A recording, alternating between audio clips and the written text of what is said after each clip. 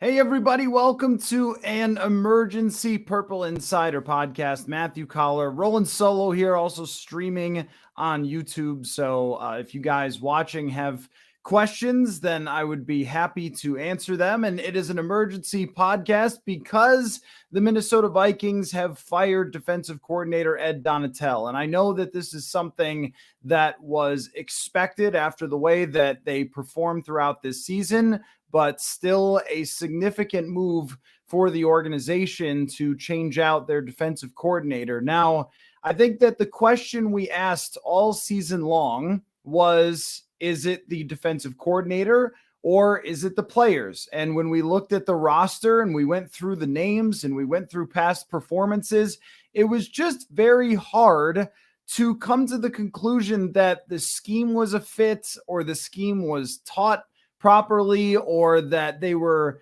molding things to the players that they had. And I think that to me has always been the sign of a good coordinator or a good scheming coach, which is, do you find ways to make all the puzzle pieces fit? And when you go player by player, there were a few guys who had great seasons. Patrick Peterson certainly did. Danielle Hunter, of course, did after getting used to the system a little bit. Zadarius Smith's first half of the season and a little bit into the second half was very solid. In fact, at one point, he was leading the whole NFL in pressures, but there were far too many players that just did not fit at all. And Eric Kendricks was really at the top of that list, and Harrison Smith was at the top of that list. And I think that had the Vikings started to get it together midway through the season and start to find where they fit, which we have seen in the past. I remember when the Kansas City Chiefs had, I think it was Steve Spagnuolo when he first got there, and they struggled at first defensively. And then as the season went along, they got better and better, and they started to figure out what everyone did well, where everyone fit, and then improved toward the end of the season and went on to have a Super Bowl caliber defense to go along with Patrick Mahomes, of course. But in here, we did not see that. And, in looking at it on paper a lot through whatever statistics we have, the PFF, Pro Football Reference, what we didn't see is very much change outside of a little bit more blitzing. But some of that could have been attributed just to they blitzed a lot against the Indianapolis Colts because they were way down in the game. And even when things did work, they didn't carry it over. They didn't change the coverages a lot. They talked about over and over wanting to be tighter in coverage. That was the word that they used. You want to be tighter. We want to be tighter. And yet, in the biggest moment of the game against the Giants, and of course, Darius Slayton dropped the ball, but in the biggest moment of the game, Darius Slayton, the best wide receiver on the Giants team, was running wide open, and he could have easily gotten a first down and just ended the game there. And then we would have never had the check down on 4th and 8. But that to me was the last straw. I mean, of course, the whole game and allowing the Giants to move up and down the field, a team that you already faced, which I think made it more egregious. You already know what they do well. You already know that Daniel Jones has the capability to run. You already know how they use these wide receivers that maybe the last time you had never seen some of those receivers before, like Slayton and like Isaiah Hodgins, who's really emerged. And I mean, the last time they couldn't slow down Saquon Barkley, and this time they couldn't either. So having been out-schemed after seeing the same coach and the same team just a few weeks previous, I think was the final straw if there was any debate of whether it was Ed Donatell or the players. And of course, that doesn't let the players off the hook. They still need some big changes. But something that really stuck out to me through the year was just how many players on this defense had the worst years of their careers statistically. And one of them was Chandon Sullivan. And I'll look this up while we're talking, but I was amazed when they signed Chandon Sullivan. I thought, well, this should be an okay signing, like probably not anything really special, but I think the guy is fine. And when you looked up his numbers in the past, they were like totally okay. I'm going to pull them up right now. When he was playing for the Green Bay Packers, he had passer ratings against in 2020 and 2021 of 91.3 and 91.9. This year, 107.8 and allowed 75 receptions, which was the most of anyone as far as slot cornerbacks go. Things like that were just all over this defense. Harrison Smith barely ever pressuring the quarterback, not lining up in the box very often.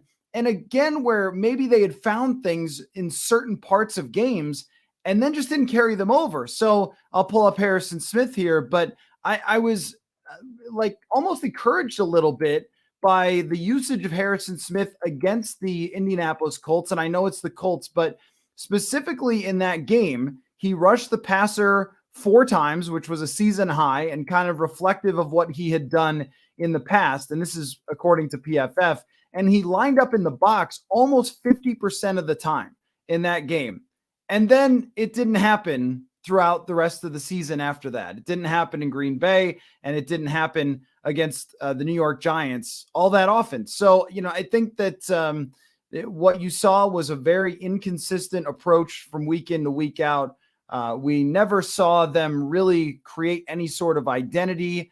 They couldn't get after the passer outside of 2 players. They couldn't really cover anybody. And to make matters worse, when you look at the opposing quarterback schedule and how very mediocre quarterbacks played, and I guess I thought Daniel Jones fell under the category of a mediocre quarterback, but they made him look like a star quarterback and may have earned him a heck of a lot of money. So, him, Mike White, Andy Dalton, you could go up and down the list. Even Teddy Bridgewater, of course, had a huge day against them as well and put up a ton of yards. And if not for a couple turnovers, maybe they would have lost that game. So they just never really had a solid defense from top to bottom that, we thought you could trust on a weekly basis. And I think that it does tie back to the scheme and really too with Ed Donatell on a weekly basis. I really wondered if he was listening to what he was being told to do. And I think that sometimes if someone is putting a good scheme in and you just don't have the players and you don't have the talent, you've got a ton of injuries, you could make the argument to me that you just need to add this, that, or the other thing. And it was brought up to me the other day by someone that even Vic Fangio, when he first arrived in Chicago, their first year's defense was not very good because they needed players. And once they got Khalil Mack, all of a sudden, everybody wanted to play the Fangio defense. And I understand that. But with this, it felt like there were times where Kevin O'Connell, even through us and through press conferences in the media, was saying like, yeah, we've been talking about doing this and that. And then we would go out the next week and not really see it. And there was a press conference after the Detroit game where it felt like it was really getting to be pretty dark with the defense. They couldn't stop Jared Goff at all. Detroit threw the ball all over them. And Ed Donatell was getting a lot of attention for this, getting grilled for this. And he was asked, is it the scheme or is it the execution? Which really points to, is it the players? And he said, I leaned more toward that it's the execution. And to me, that was probably the moment right there that he would want to rewind and have a different answer for that. Because normally I think it's better as a coaching staff if you put something like that on yourself and you talk about like what you can do better and look in the mirror. But when somebody says, it's actually the execution and it's the players, then that's pretty much the death knell right there, unless there was big improvement. And Kevin Seifert of ESPN had a tweet the other day about where the Vikings defense stood in the rest of the league in terms of, yards, points, pressure rate after that conversation with Donatell where they were supposedly going to make big changes. And the answer was 27th, 25th, 23rd, one of the worst defenses in the league. And that's even including playing the Chicago Bears, who had Nathan Peterman and Tim Boyle. So this is a step forward for them to look for a new defensive coordinator. And I have not yet researched, as this just happened 2 seconds ago, going live here to record this emergency podcast, have not looked at all the different candidates whose names are getting thrown out there a lot. I know that in the comment section from Chris mentions Jim Leonard, who is very highly thought of throughout college football and was a longtime player under Rex Ryan. And when he played under Rex Ryan, was known as one of the smartest players in the entire NFL, that sort of everything went through him with some of those great Jets defenses. So that's got to be a consideration. I also think they have to decide who they want to be and what type of defense they want to play, because clearly they believe that the Vic Fangio style is the right way to do things. And they talked to the ends of the earth before the season about how playing two deep safeties and not being all that aggressive and trying to keep everything in front of you, that was the way to do it. That it was, let them have 10 play drives or 12 play drives, and we'll know that they'll make a mistake at some point. And way too often they didn't. and there were times where they forced teams to kick field goals in the red zone and things like that. But ultimately, there were way too many times where they didn't. And they didn't end with a great red zone defense. It was just okay. They didn't end with a great third down defense. It was just okay. And so it was really a couple of plays here or there that bailed them out to even keep them as a serviceable defense that could win games. But I think we all had the sense that it was a house of cards that was eventually going to come down. So now they have to decide, was it right to have that type of system? And do you want to look to hire someone from that type of system that's just not Ed Donatel? Or do you want to go with a completely different system? And I think that would be difficult, but it really depends on what players you're going to have. And I think in this case, because there's so many possibilities with the roster, they can really decide what they think is the best way to go. And Alex in the comments asks about, the front office looking at, Eric Kendricks and Jordan Hicks and Harrison Smith and potentially moving on from them. And I think it's a very real possibility that we are talking about a completely different roster to work around with this defense, and they can go into free agency and decide which players are fits. Because this is another point, when they brought in the Fangio defense, they might be right that it's working around the NFL, that it is like the scheme du jour in the league, but the roster on defense was largely put together by people who played a 4-3, and 3-4-4-3 is a little bit, ambiguous, and sometimes we overblow that. And Kevin O'Connell talked about it in his press conference the other day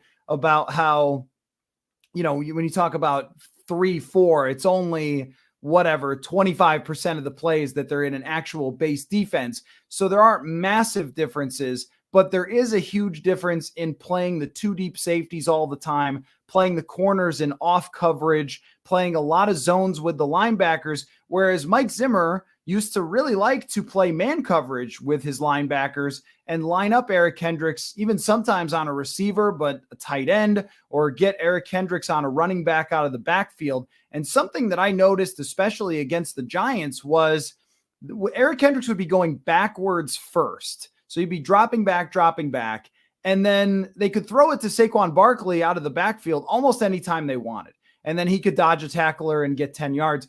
In the past, that was one of the best things they did. If teams wanted easy completions against Zimmer's defense, this is even when they were not good. As long as they had Anthony Barr and Eric Kendricks, it was not easy to do, where they would check it down to a running back and Barr or Kendricks would be already there attacking that player. But instead, they were asking Kendricks to go back, sit in a zone. And I don't know if that was really the best solution, play after play after play. And the lack of blitzing, certainly, when you look at last year, what Zimmer did, and I'm not saying that they had a good defense last year. They did not. But they had more talent on this defense than they did last year. After Everson Griffin and Danielle Hunter were not in, is really when the wheels came apart. But one of the things that they did was they created a lot of sacks and a lot of interceptions, a lot of negative plays for the offense that kept them in a lot of games. And they played the same number of close games as they did. And it was done with a little more aggressive approach. So the fact that they never really became a hyper aggressive defense to make up for some of the shortages in coverage and talent, and just seemed to play the same way week after week. And maybe Ed Donatel himself could show me some X's and O's and say, well, we adjusted this or adjusted that, but the results continue to be the same. And, Phil mentions in the comments that there were no adjustments.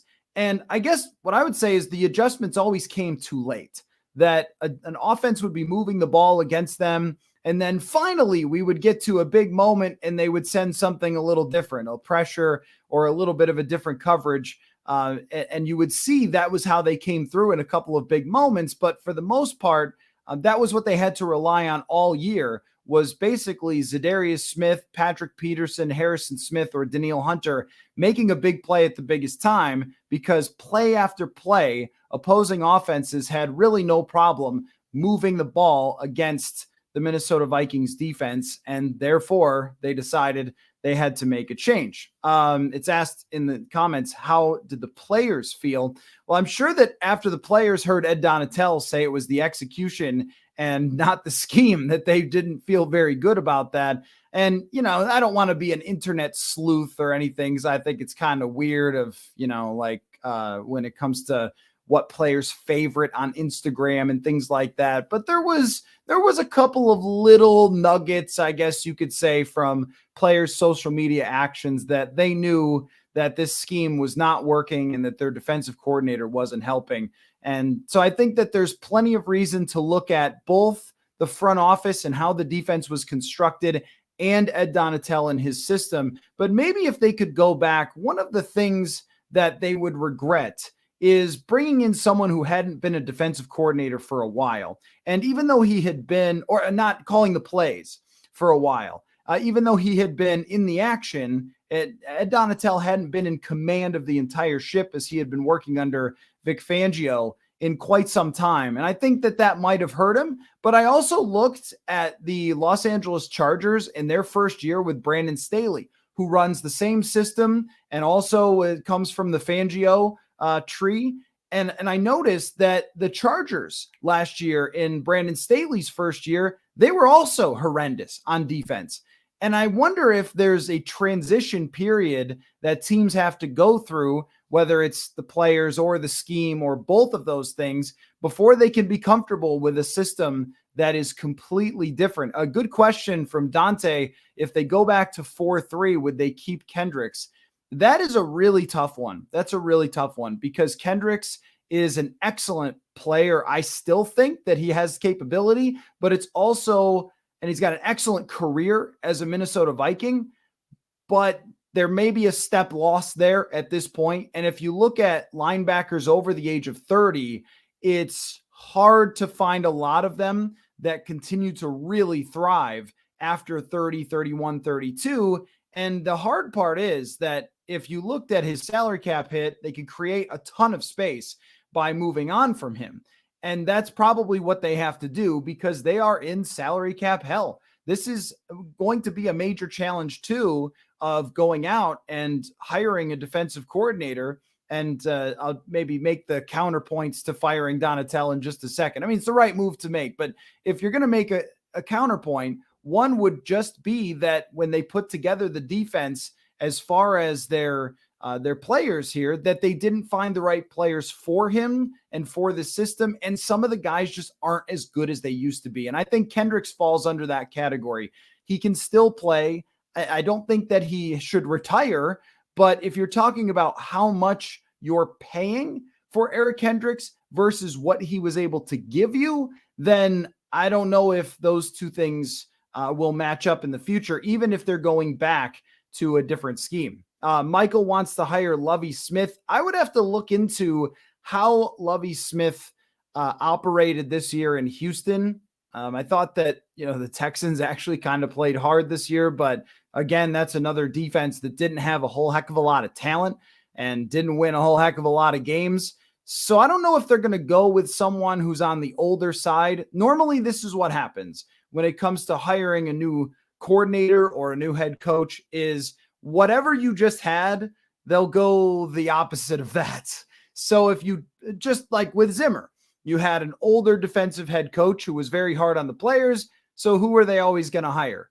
a younger head coach who was more of a player's coach and was on the offensive side. So I kind of look at that this way. And I don't know, again, if they're going to change systems or if Kevin O'Connell fundamentally believes that this is the right way to play on defense and they're going to go out and get a similar system and just try to coach it better. I don't know which one of those things they're going to do. And Amir brings up Daniel Bullocks of the 49ers. Yeah, there's a few teams who clearly get it when it comes to defense. There's no guarantee that anybody off of a staff is just going to automatically work out. But I mean, how about Buffalo in the way that they've played defensively? They don't have the most talent on that team, but they've certainly made a lot out of it. Somebody off of that staff, San Francisco. I mean, there's a bunch of teams out there that have had success through years, not just like short-term one season. And if you look at even like Los Angeles, and I don't think they had an amazing defense this year, but they did 2 years ago, won the Super Bowl.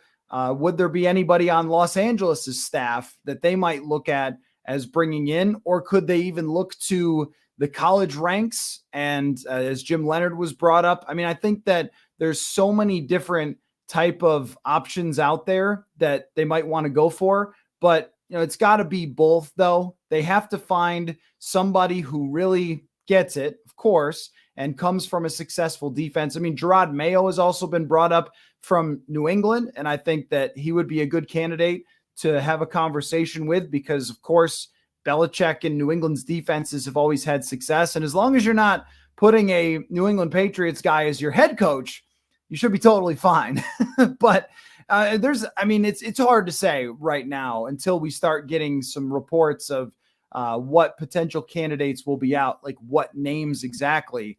But I think that you have to look at the roster as something that can be controlled and how they're going to reshape that. Because if you put a similar roster out on the field, maybe this defense with a better defensive coordinator who wasn't as stubborn about his system, maybe they're 20th instead of 28th. Was that going to be good enough to shut down San Francisco or Philadelphia had they ended up going there?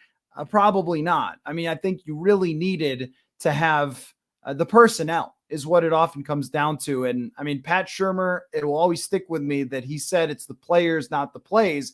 And Pat Shurmur was a great example of that because he had so much success in Minnesota, went to the Giants. They didn't have a good situation and failed. I mean, so you see, even good coordinators that maybe if Donatel, of course he should have done more. I'm not saying he shouldn't have, but maybe if Donatel had the 2018 Vikings roster on defense, we would be talking about something totally different. And that's usually the case.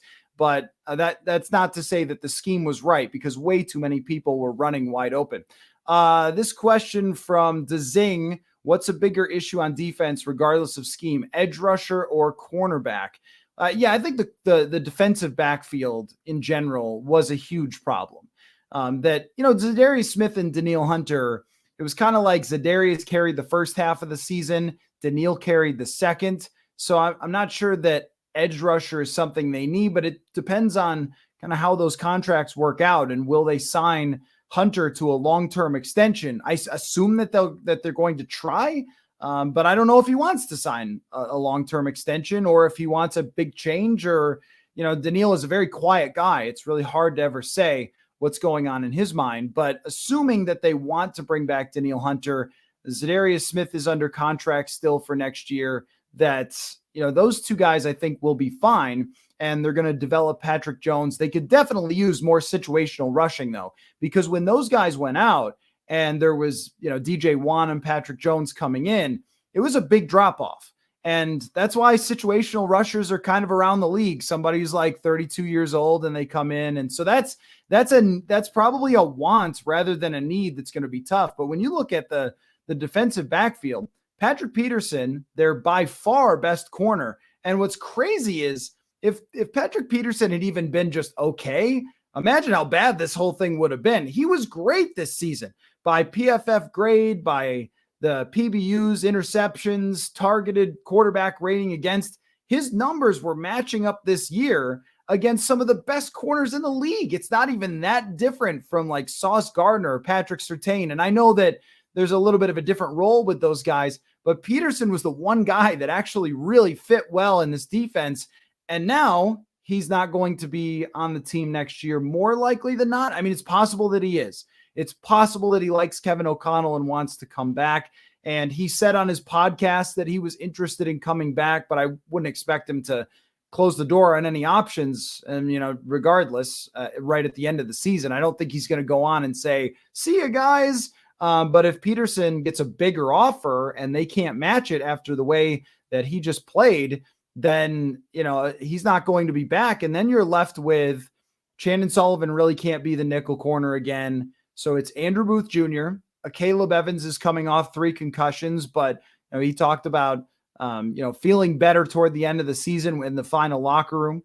But you got a Caleb Evans and, Andrew Booth Jr., Cam Dantzler. We'll see. It really didn't feel like they liked what they saw from Cam Dantzler as the season went along. I mean, there's a lot of emptiness there in the defensive backfield. Of course, Duke Shelley, who I liked how he played. I really liked how he played, but I don't know if Duke Shelley's a guy that you can really count on as somebody who's going to be a starter there. I like the idea from CFix in the comments about Duke Shelley as potentially a nickel, but I think where he's the best is probably just as a backup. And that's not to diss him. I mean, that's a compliment as somebody who can come off the bench and play well. But, just based on his size and things like that, he's more of a backup. But you could see him maybe transitioning into nickel. That doesn't exactly inspire a ton of confidence, though. If you're talking about unproven corners all across and maybe a guy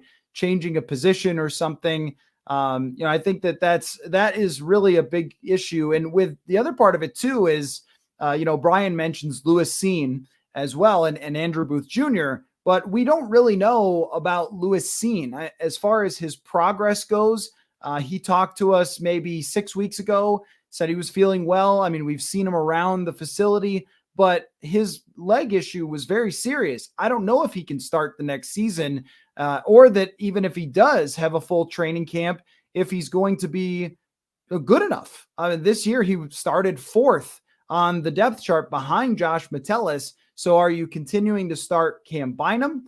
Are you having Metellus consideration? Is Cine going to be back? Like, there is so many types of different options on the roster and questions on the roster that the next person is going to have to face. Let's see. From Alex, is a coordinator from a different team making a lateral move without a promotion a likely scenario? I don't think so. I don't think that a defensive coordinator from another team, because I know Denver's defensive coordinator has been talked about. And so that's a guy worth looking at. I forget his name. I'm sorry if you have it in the comments, tell me. But Denver's defensive coordinator might get let go once they hire a new head coach. So that's very possible as well, that if there's somebody in one of these head coaching openings that gets let go, that the Vikings can start to look at those guys, and that's very possible. All right, so why aren't people talking about Rex Ryan? I think that Rex Ryan's time, Evero, that's right. I think Rex Ryan's time is probably done in the NFL, and he's good for TV. He's got lots of hot takes and things like that. So let's see. There was a question about Danielle Hunter. Let me scroll back up real quick here. From Ben, trade Hunter and Smith, get some draft capital. Danielle Hunter is a hard one to make a decision on, because I think what you saw this year is just how defenses are the weak link system. And I know we talk about that all the time, but it really is true, because Danielle Hunter could not have played much better down the stretch than he did. And I'll pull this up right now of where he ranked at the end of the year in total pressures. But I thought that he was spectacular down the stretch at creating pressure. He got a good number of sacks once he started to get comfortable with the system and so forth. Yeah, he ended up tied for 6th in the entire NFL in pressures. And yet the defense couldn't really do a whole lot, because even if you get 70 pressures over a year, think about what that is for a game. And it's not that edge rushing isn't important. It most certainly is, but it's not more important than the entire coverage unit, than the linebackers and the safeties and corners all together, which I think we really saw. And even though Danielle Hunter was really good and Zadarius Smith overall had a very good season. What we saw was that they still only pressured the quarterback like 25 or 30% of the time. They were, I think, 22nd or 23rd in quarterback pressures. So does it make sense to move someone like Danielle Hunter in a trade, as painful as that would be for everyone, because he's a great player and he's been a great Viking, to try to get more players? I think that they have to have everything on the table when it comes to this, because they're just so short when you go position by position, which we can. We've got time. I'm not busy. I'm not getting ready to cover a playoff game, unfortunately. So we can go through the positions and what they'll have to do there. From Jose, here we go again. Let's scapegoat a DC and leave slow players on the roster. Yeah, that is one part of it. And I think that there's enough reason to say that the scheme was problematic. And Donatel, I don't want to say for sure that he was insubordinate. I think that's an aggressive word, but Kevin O'Connell certainly wanted changes from him, and I don't think there were enough changes. So I can't say that he was doing a good job. And we didn't see the adaptation when they played the Giants again, and we didn't see the aggressiveness that was necessary, and we did see players falling off from where they had been in the past. So there's a lot of evidence that stacks up against the defensive coordinator when they make a move like this. But to your point, it's right though, in that it's always the players, and somebody has to fall on the sword when you lose the way that you do. I think that that is one thing that is always going to be impossible to parse out, because maybe it is the fact that Harrison Smith wasn't as quick as he was in the past. And maybe it is that Eric Kendricks wasn't as quick as he was in the past. And, some of the other guys too that, like Chandon Sullivan, or maybe he wasn't as good as some of his numbers looked in Green Bay, because they had other guys who were very good. And, a Duke Shelley or a Cam Bynum, like those guys are in over their head. Those guys are more likely career backups, and they're being asked to start every game and play every single play. I think Cam Bynum is a very intelligent player who will have a long career in the NFL, but he played every single play. Is that something that you'd really have ideally? Probably not in that position. So let's see. What's the trade value of a defensive back relative to wide receiver? Could you see Kwesi trying to offload Thielen's contract via trade for a veteran defensive back? He has a $19 million cap hit next year. Yeah, I mean, that's the Thielen issue, I think, became a little bit more interesting after some of his wife's comments on social media. I would have expected going into next year, until just the other day, that they would have just moved some money, because they can lower his cap hit by exchanging some money down to, I think, around 11 million. And when you compare his production this year to receivers who make $11 million, that's really not that bad. I mean, that's about ballpark for what receivers make who are the wide receiver 2 or 3 and they're good at their jobs. But after it was kind of put out there that he might not be pleased with his role or his opportunities, as it was put, then I think they have to look for some phone calls and see if there's anything out there. But trading player for player is tough. It's not impossible, but it is tough. Because if you're looking for someone who's going to be an upgraded defensive back, my question is always, why would anyone else want to give you a good defensive back? I mean, when you think about how few good defensive backs there are, and look at the Vikings, after losing Xavier Rhodes and Mackenzie Alexander and Trey Waynes, the merry-go-round of people that they've had, that would be a fun trivia question, or a horrible trivia question for your friends, is look up all the defensive backs that the Vikings have run out there since 2020 and all the names that they've had. I mean, guys like Chris Jones, Harrison Hand, Chris Boyd got a ton of playing time in years past. And then this year, Duke Shelley would be probably the trivia question. So, I think that that's always going to be a major part of it, is if you don't have the players, you're not going to succeed, but someone has to be responsible. When they talk about accountability, you can't say someone's going to be accountable if we don't succeed and then have the performance they did against the Giants and finish 28th and then be like, well, everybody's coming back. Like it just can't work that way. That's football. That's why people get fired all the time, even if they're good at their jobs. Like I don't think Ed Donatel is fit for this role anymore at this moment. Maybe a supporting role because he understands the ins and outs of the scheme so well, but actually running it, actually calling the plays, installing it, maybe that's just not his thing anymore from what we saw this year. But somebody has to be responsible. Otherwise, you can't sell in the future that there's going to be accountability. Otherwise, it just becomes kind of a buzzword. And even throughout this season, I thought they are lacking in accountability when it came to the defense. So let's see. Do I think that the defense gets the majority of the focus in free agency after they create cap space? I think it has to, right? I mean, yeah, they're going to create cap space.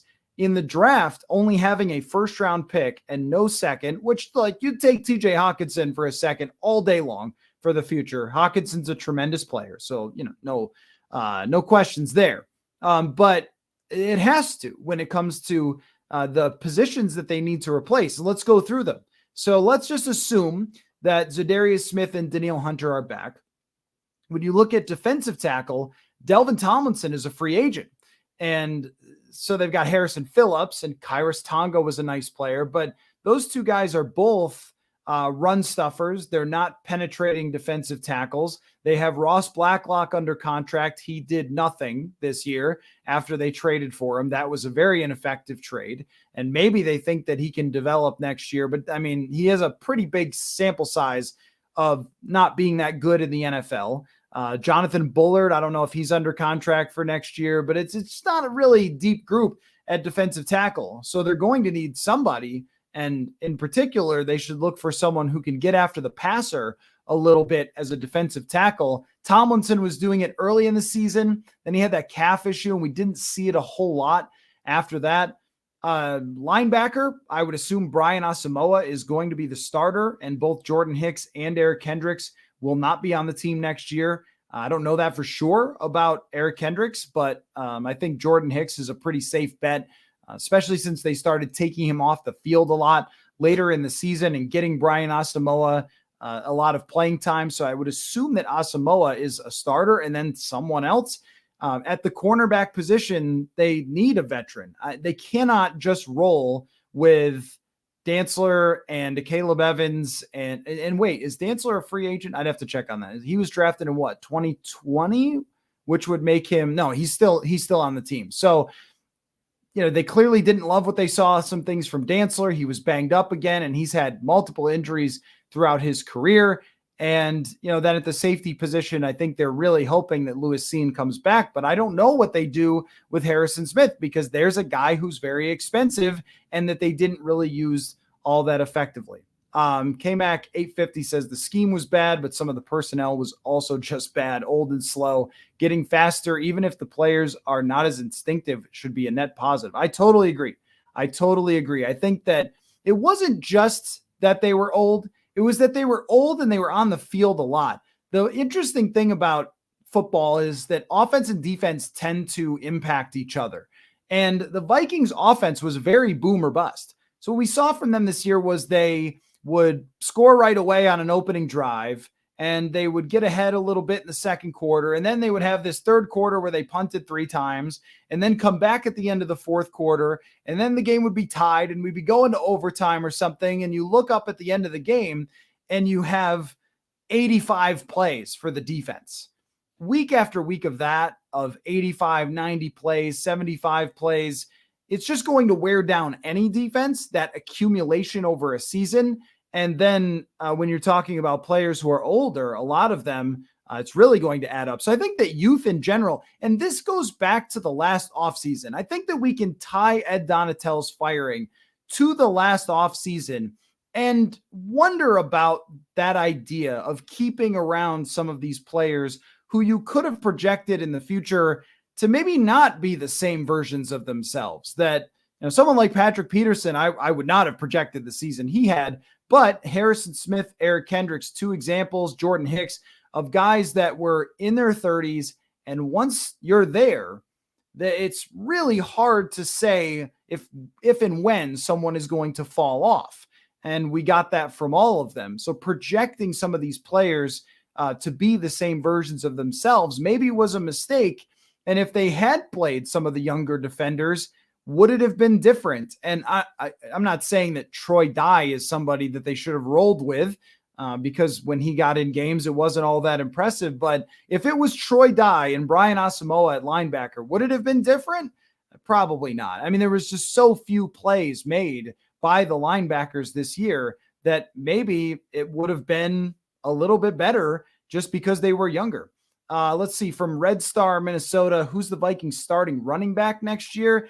I guess I would say at this moment it's Ty Chandler, but a lot of times in free agency, there's just several guys who have decent careers that have been built up over the years that aren't like number one starters. I think it'll be a bit of a committee, but Chandler is probably the guy. I would be surprised if Dalvin Cook is back, because he did not play very well this year overall, and his yards per carry really dropped off in the second half of the season, probably age. After his 100-yard game against Buffalo, which 81 came on one play, he only averaged 3.5 yards a carry the rest of the season. Like, that's really just not good enough.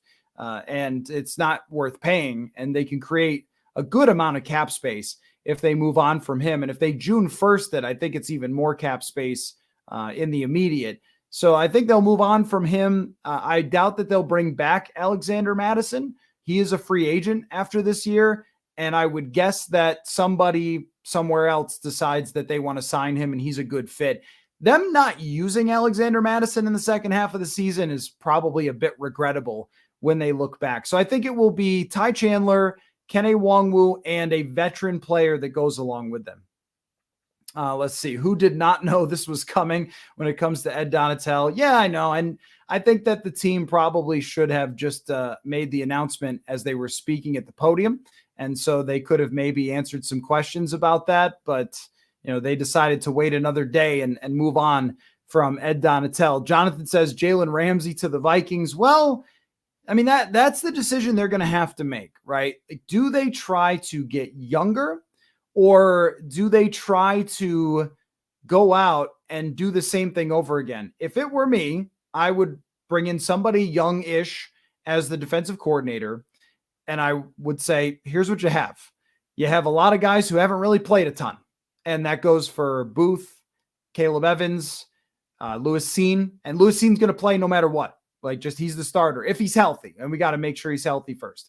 And Asamoah and whoever else at linebacker, and some of these guys who are good special teamers for you, these are your guys. This is who you have. And, draft a couple of defensive players and then go. Because I think if you go around, what was the song? Don't go chasing waterfalls. Don't go chasing veteran free agent defensive players.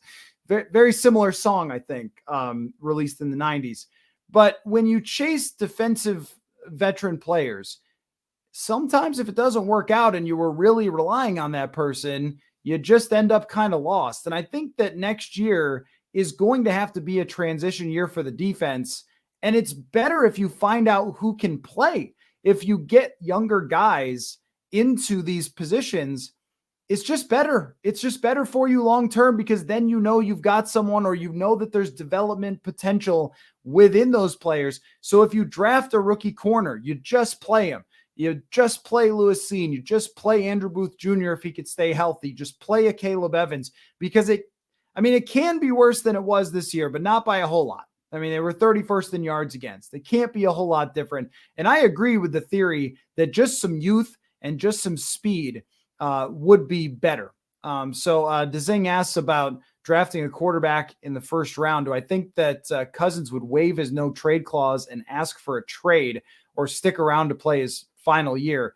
Well, I mean, if he's under contract, so I don't think that he would do a holdout or something and not get his money. He'll play if they don't sign him to an extension. It's just that, like, how much does he want to play in that point? Do you want the lame duck quarterback, or would you rather just move on from him now if they're not going to decide, to give him a long-term contract extension. So I think that you'd rather move on before that rather than just playing out a lame duck year when you're not going to be able to rebuild this whole team good enough to win the Super Bowl next year. It's just the reality, and it's why it was such a gut punch to have this happen. It's also why when you go back and talk about Ed Donatel, if you were going to fire him now, you probably should have fired him in the middle of the season. When you look at the defensive staff, and this might be where the hire comes from, and I think that would be disappointing to people if it does, but they've got a lot of experience on the staff. Mike Smith, Mike Pettin, Greg Minuski was brought up. Like, they have experienced people on the staff that could have taken over this defense midway through the season when we all knew that, that it was not working and that it was going to be their downfall eventually. And that might be one of the things that they regret. If the 49ers lose in the playoffs because of Purdy, do they trade for Kirk? Now, I can't see that. I can't see how that would work. They would probably want to go back to Trey Lance or, it won't be Jimmy Garoppolo, unless they really don't like Trey Lance and what they've seen. Then, maybe there would be some conversation about that, but I don't know. That's one I can't see. Hey, if they do that, if that happens and you called it, then you deserve huge credit for that one. But I think that those 49ers and Vikings and Kirk Cousins conversations have probably petered out, but I don't know. Maybe there's some crazy world where they trade Cousins for Trey Lance or something. It'd be a fit for both. I'll say that. It would be a fit for the Vikings looking for a future quarterback and for San Francisco looking for a win now quarterback with a, clearly with a win now type of roster that's been able to put a third stringer here at this point. O'Neal will make $19 million. He's the most Vikings tradable player. I don't think you can talk about trading someone like Brian O'Neal because he's a guy that could be a Viking for life.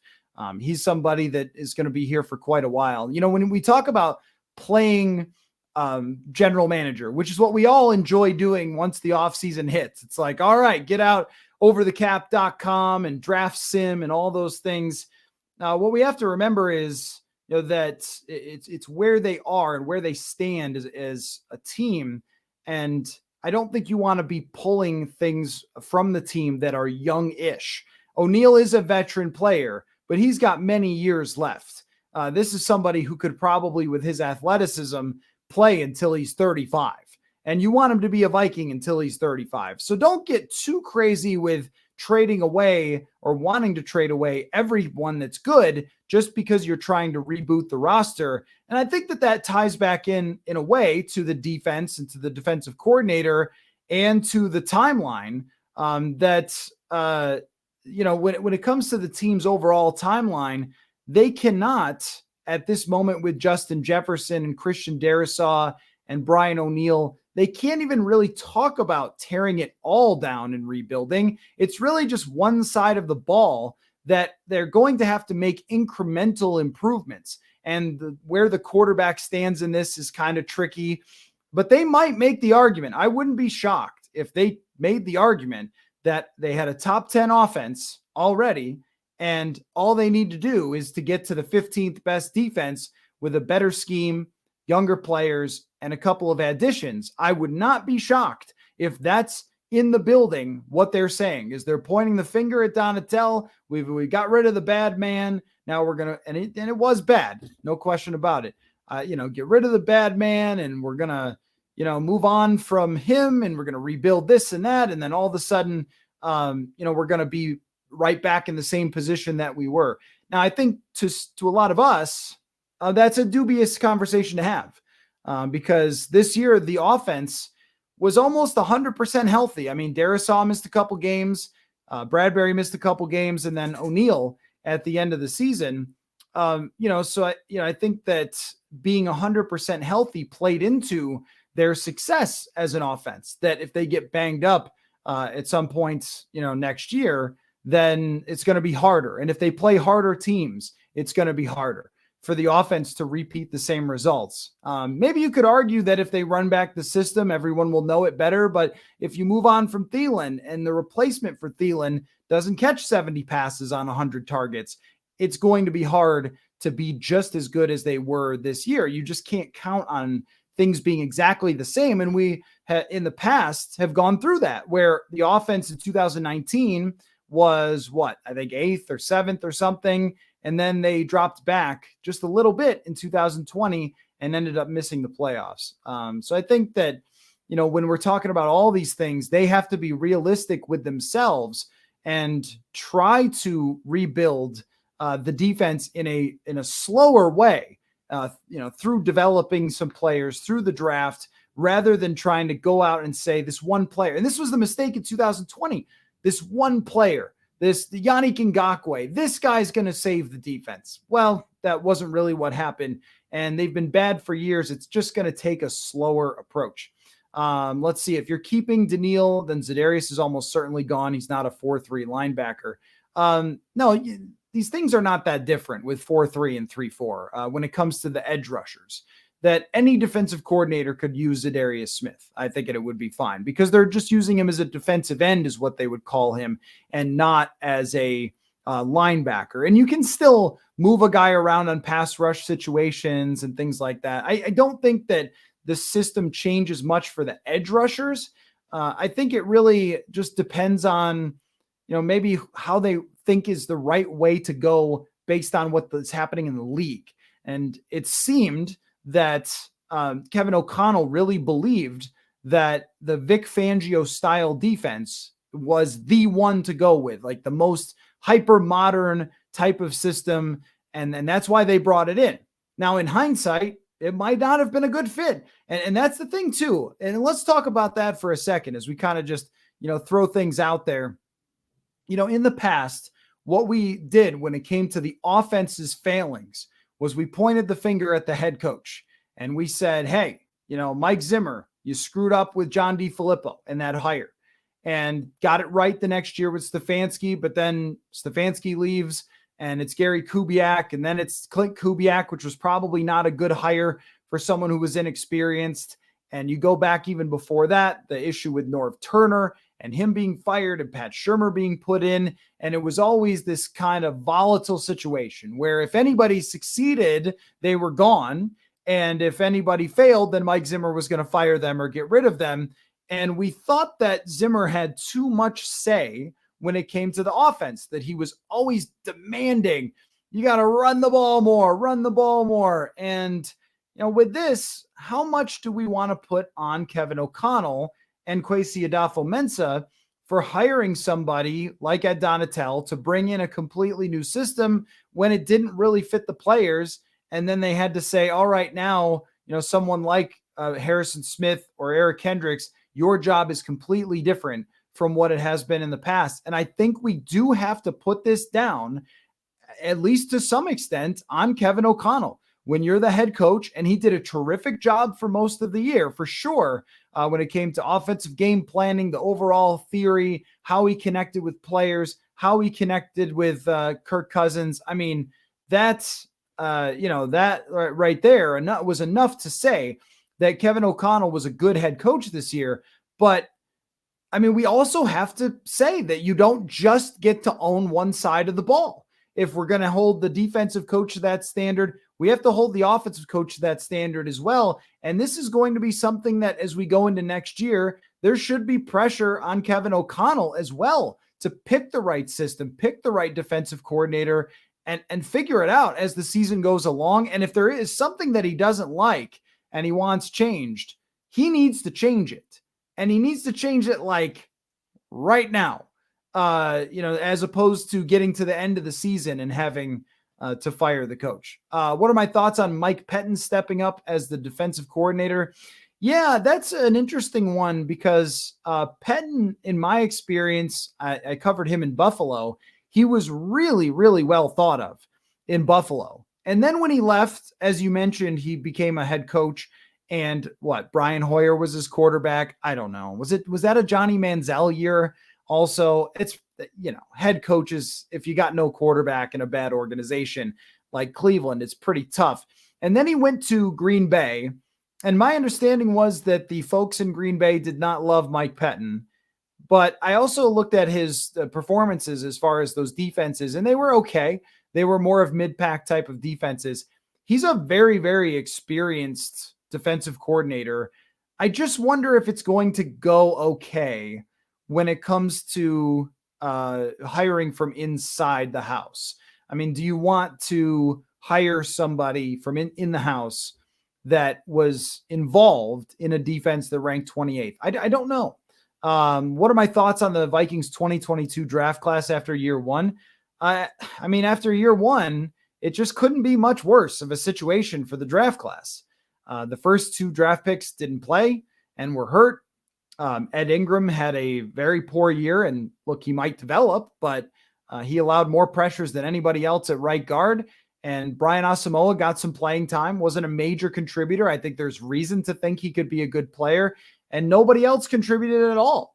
There was no like late round find or something that started to emerge. Maybe Jalen Naylor was a little intriguing, and I think that he'll get a shot next year in training camp. There's reason to be interested in him, but I think that draft class right now, and this very much could change over the next 2 years, is just not very promising. And it looks like this is what happens when you have an expensive quarterback and expensive star players, that if you fail on a draft class, you're just in a lot of trouble. And it all ties back into firing Ed Donatel, because they could not go out and get better players on defense than the ones that they had. They really had to, go to the sort of bottom barrel to get a defensive tackle, to get a linebacker, to get Patrick Peterson, who turned out to be great, but they couldn't spend money on corner other than that, and they had to get Chandon Sullivan. And I think this year they're in a position where they should really just see what happens with some of those draft picks, like a Caleb Evans and like Andrew Booth Jr. and like Lewis Seen. If those guys are ready to play health-wise, then just play them. And if they're not, just play somebody else who's a young player that you draft this year, and put everything they can is in terms of young players onto the field next year and see what happens and see who comes out of it. Because I just don't see a path to pushing an easy button and ending up with a bunch of new great defensive players. Not when you're $24 million over the cap. Like, think about this. If they traded Thielen, got rid of Cook, got rid of Kendricks, got rid of Hicks, congratulations, you're under the cap now. And now what? Now how are you finding ways to get enough cap space to actually make moves? So they are in a very difficult position. And I think when they hire the next defensive coordinator, they should have plans to make it a long-term hire no matter what. Hire the next guy and give the guy at least a couple of years. Because this year, I get it. They pushed all the chips to the middle of the table, and they needed more from their defensive coordinator than they got.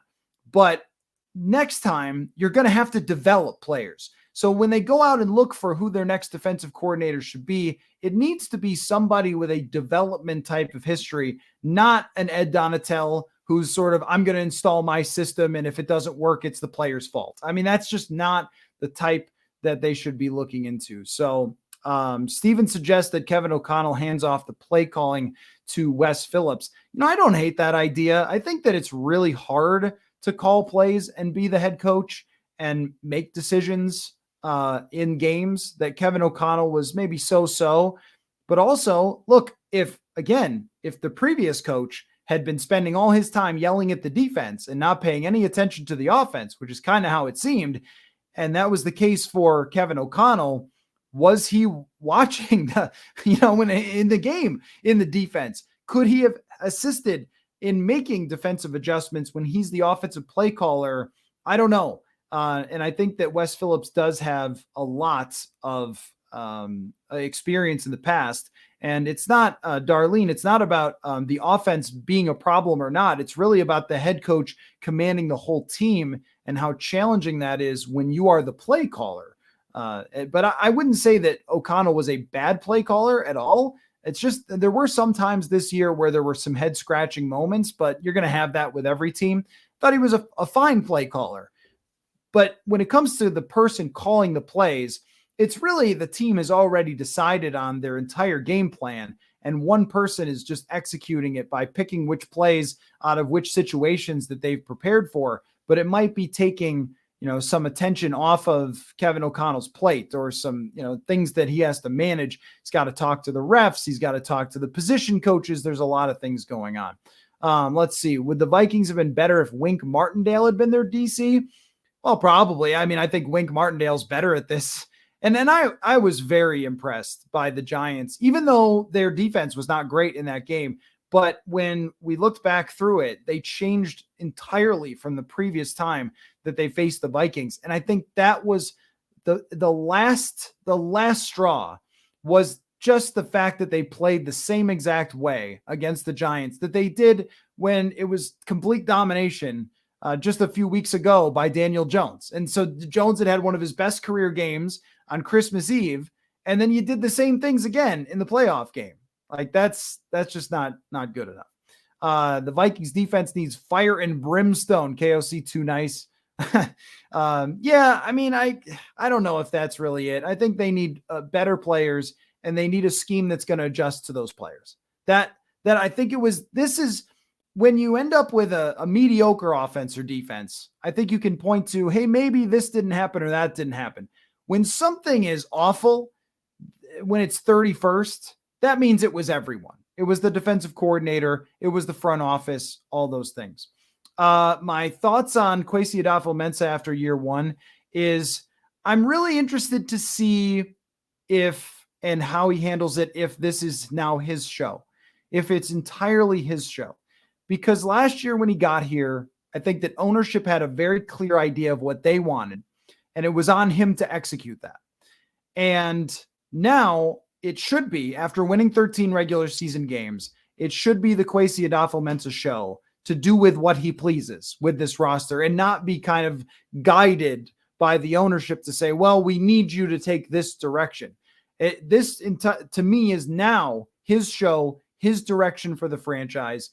I think it was hit and miss. The Peterson and Za'Darius Smith signings, if you're going to go all in, and the Hockenson trade, give him an A for all those.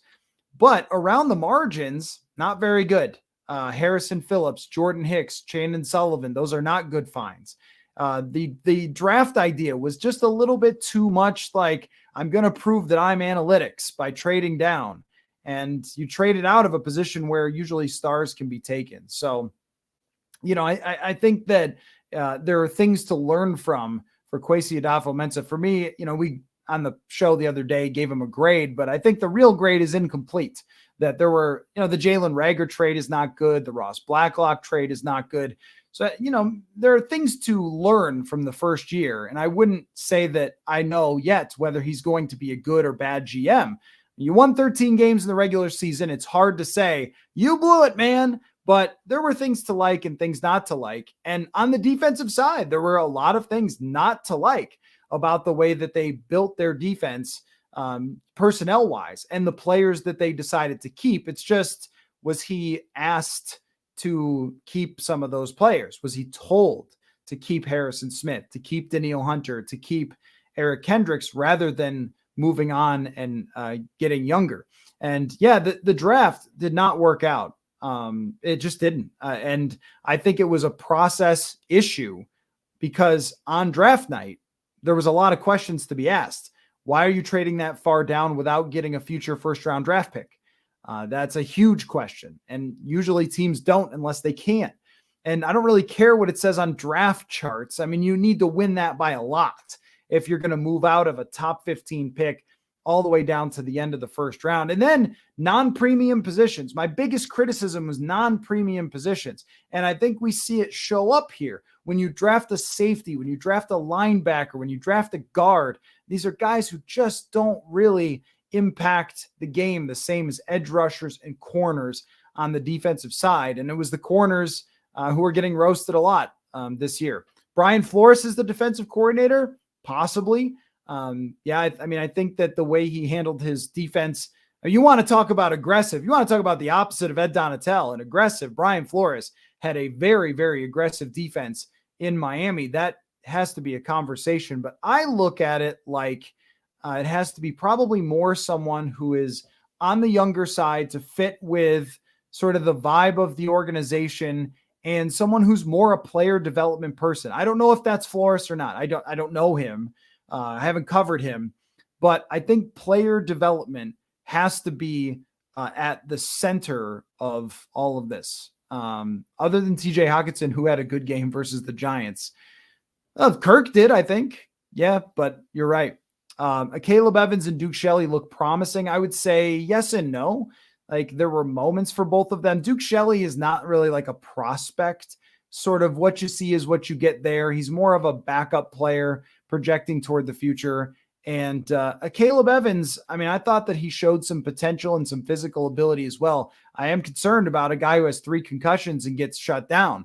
But yeah, and this is what I think for next year. I think you roll out with Booth Jr. and Evans from day one, and you say, figure it out, guys. And if you need Duke Shelley to come in off the bench because it's not working, then do it. Let's see.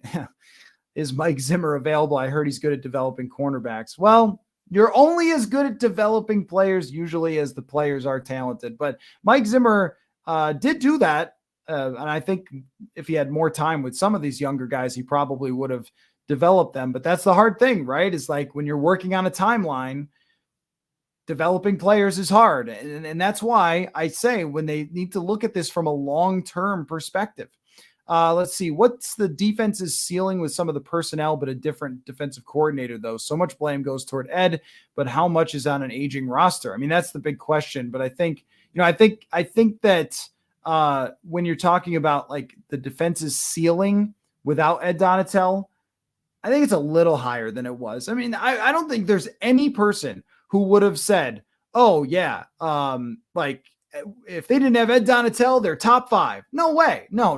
No one would ever say that.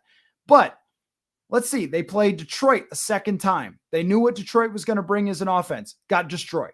They played the Packers a second time. Got destroyed. They played the Giants a second time. Got destroyed. Like, you can't tell me that like there isn't something better that was going to be done. Did Justin Jefferson play well on Sunday? Yeah, no, not really. But I don't look at that game with Jefferson against the Giants and say like that he did anything super wrong. I think that they passed the ball extremely well for the whole game, and they needed one more drive and they didn't get it. And then Justin Jefferson is not going to every single game like get 150 yards. Sometimes you're going to throw to Hawkinson and he's going to have the huge game. But they were really good passing the ball in that game. So I don't look at it as, oh, well, Jefferson choked or something. They threw the ball really effectively. They needed probably one more play on those final 2 drives. But I think that was the defense's loss in the playoffs. Young and aggressive for a new defensive coordinator, I think, is exactly right, Michael. That's exactly what I would go with.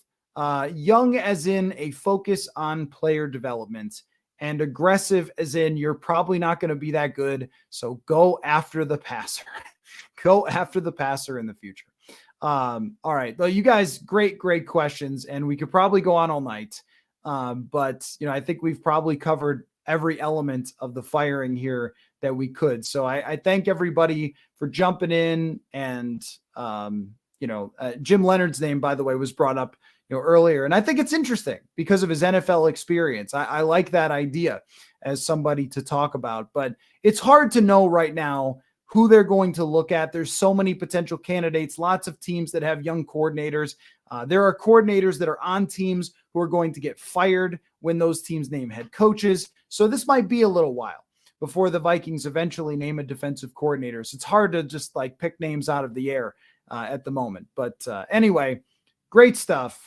Really fun time talking with all of you guys. And I'm making it an off-season goal to go live on YouTube a lot more often and to do these chats because it's really fun chatting with you guys, getting your feedback and everything else. So I hope that we can do it on a regular basis. When it comes to breaking news and emergency podcasts, we'll probably do it this way, where I'm going live so you guys can come in and get your feedback right away.